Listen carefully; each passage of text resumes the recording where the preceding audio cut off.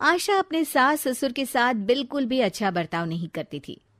उसका पति सुनील भी अपने माता पिता के साथ बड़ा ही रूखा व्यवहार करता था। अब उनके बेटे की शादी मेघा से हो गई है और हवा का रुख बदल रहा है।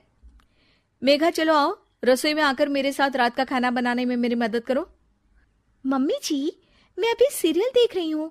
अभी तो शाम होने में भी टाइम है, मैं थोड़ी देर में आती हूँ। बहू, तुम्हें सुनाई नहीं दिया मैंने क्या कहा?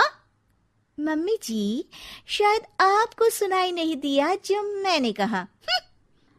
आशा रसोई में जाकर सारा खाना खुद बनाती है और मेघा अपनी दादी सास ससुर के साथ बैठकर बातें कर रही होती है। आशा को बहुत गुस्सा आता है। आशा मेघा के पास जाती है और उसे बुरा भला कहने लगती है। कैसी बहू हो तुम?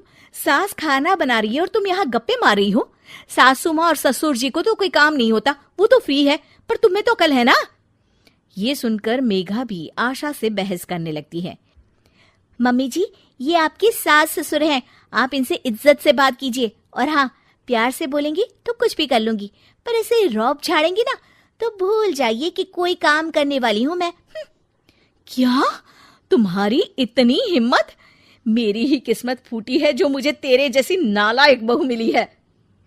नहीं मम्मी जी, आपसे ज्यादा खराब किस्मत तो दादी सास की है, जिन्हें आप जैसी बहू मिली।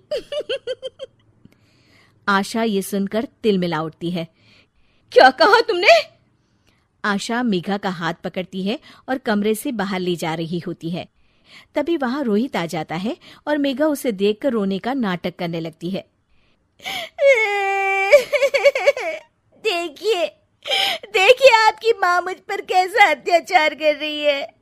मैंने इनसे कहा कि सासू माँ, मैं खाना बना देती हूँ, बस थोड़ा टाइम लगेगा, तो मेरा हाथ पकड़कर कैसे मुझे घसीट कर लेकर जा रही है। अरे बेटा, ये झूठ बोल रही है। बस करो माँ, मेघा कभी झूठ नहीं बोलती और मैंने अपनी आंखों से देखा है कि कैसे आप उसका हाथ पकड़कर उस पर अत्याचार कर रही हो। अरे बेटा, मैं तुम्हारी माँ हूं, तुम्हें मुझ पर विश्वास नहीं है?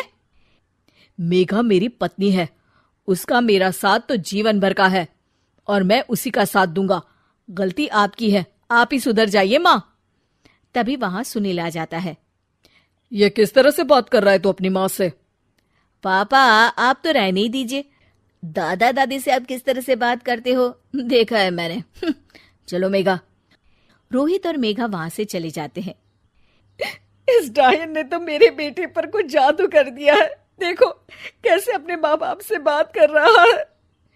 एक दिन रोहित सुनील के पास आता है और कहता है, पापा, पिछले महीने आपने जो ये अपने कमरे के लिए नया एसी लिया, मुझे बताया क्यों नहीं? अरे इसमें तुझे क्या बताना? आपको बताना चाहिए पापा, अब मेरी शादी हो चुकी है, खर्चे बहुत हैं, आप तो रिटायर हो गए, मेरी कमाई पर घर चलता है, तो हिसाब तो रखना पड़ेगा ना। और वैसे भी आप लोगों को एसी की क्या जरूरत थी, पंखा ही काफी था आप लोगों के लिए। आशा को याद आता है कि कैसे उसने अपने सास ससुर के साथ बुरा बर्ताव किया था। ये सब हमारे ही कर्मों का नतीजा है। हमने सासू माँ और ससुर जी के साथ कितना बुरा बर्ताव किया, इसीलिए हमारे बहू बेटे भी हमारे साथ ऐसा कर रहे हैं। तुम सही कह रही हो आशा, हमने माँ और पिताजी के साथ बहुत गलत किया। रोहित उनकी बातें सुन लेता है और खुश हो जाता है। मेघा, मम्मी पापा को अपनी गलती का एहसास हो गया है। ये तो बहुत अच्छी बात है, मतलब अब हमें ये नाटक खत्म कर देना चाहिए। नहीं, बस एक आखिरी बार नाटक और करना होगा, ताकि ये दोनों दादा और दादी जी से अपने किए की माफी मांग ले।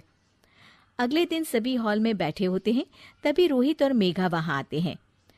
मम्मी, मैं सोच रहा था, मतलब मैं और मेघा सोच रहे हैं कि। मम्मी जी, ये कहते हुए जरा शर्मा रहे हैं, मैं ही बता देती हूँ। हम सोच रहे थे कि आप दोनों को वृद्धाश्रम भेज दें। आशा और सुनील ये सुनकर दंग रह जाते हैं। तभी उनकी दादी सास बोलती है, ये कैसी बातें कर रहा है रोहित अपने माँ बाप से? क्या अपने माँ बाप को कोई वृद्धाश्रम भेजता है? क्यों दादी, आपको भी तो ये लोग वृद्धाश्रम भेजने की धमकी देते रहते थे, तो आज इन्हें खुद ही चले जाना चाहिए। ये सुनकर सुनील और आशा शर्मिंदा हो जाते हैं। तू सही कह रहा है बेटा, हमने अपने माँ बाप का ख्याल नहीं रखा। हाँ, हमें कोई हक नहीं है यहाँ रहने का, चले जाते हैं हम। हमें माफ कर दीजिएगा सासू माँ और ससुर जी, हमने आप लोगों के साथ बहुत गलत व्यवहार किया। हाँ माँ जी, पिताजी, हमें माफ कर दीजिएगा। ये देखकर रोहित और मेघा खुश हो जाते हैं। आप लोग कहीं नहीं जाएंगे, आप लोगों को वृद्धाश्रम भेजने का मैं सोच भी नहीं सकता। ये तो मैं और मेघा नाटक कर रहे थे ताकि आप लोगों को अपनी गलती का एहसास हो। आशा और सुनील को अपनी गलती का एहसास होता है और वो सब एक खुशहाल परिवार की तरह रहने लगते हैं।